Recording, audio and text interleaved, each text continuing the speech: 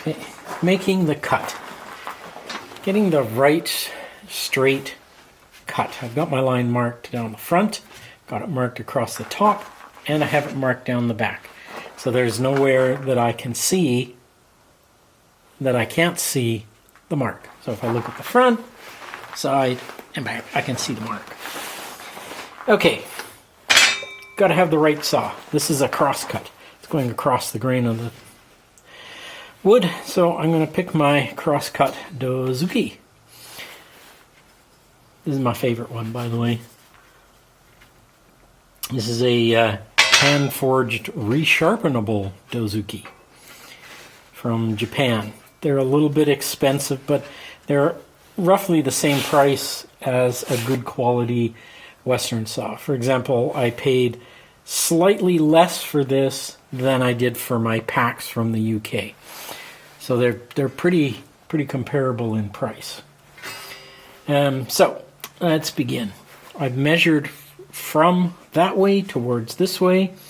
So the exact length that I want is the inside of that pencil mark.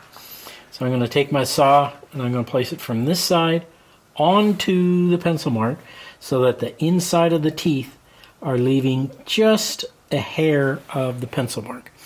I can then plane that down to perfection afterwards without worrying about too much. If the wall that I'm putting this up against is a little cattywampus, you can leave a little bit more for your planing afterwards. But the important point to remember is that the measurement is on this side and the scrap is on this side. So always leave yourself extra scrap, even if you think that your sawing is going to be absolutely perfect, because even the best saw leaves an end grain that can be finished better if need be. In this case, the end grain is going up against the wall, so it doesn't really matter if I plane it. What's important is that I leave myself enough room to be able to sculpt that board to the wall so it gives a nice clean edge. So with that in mind, I'm going to leave the entire pencil mark.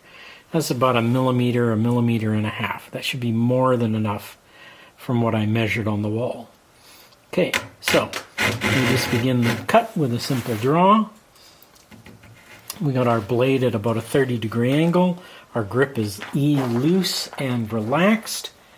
And I am going to square the blade with the line. And I'm going to make the vertical angle of the saw using the reflection. Once we get going and have some line down here, we can use the line that we're cutting to help us determine if we have the saw vertically in the right angle.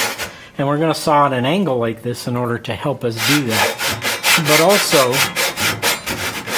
we're following the line on this side, and we're not cutting into it much on the back side, because we can't see the back side unless we lean over and look. If we lean over and look, we're going to take the saw with us, so that now we can see the cut that we're making on the back is nice and straight. And we're leading the width of the line all the way down the back. Now we can come back to the front. Hold our board carefully. And you see how little weight I've got on that saw? It's just the weight of the saw that's doing the work. And you can see that's not a bad cut. Let's have a look at that. Okay. We throw up our square against that. We can see that the square is nearly perfect across that cut.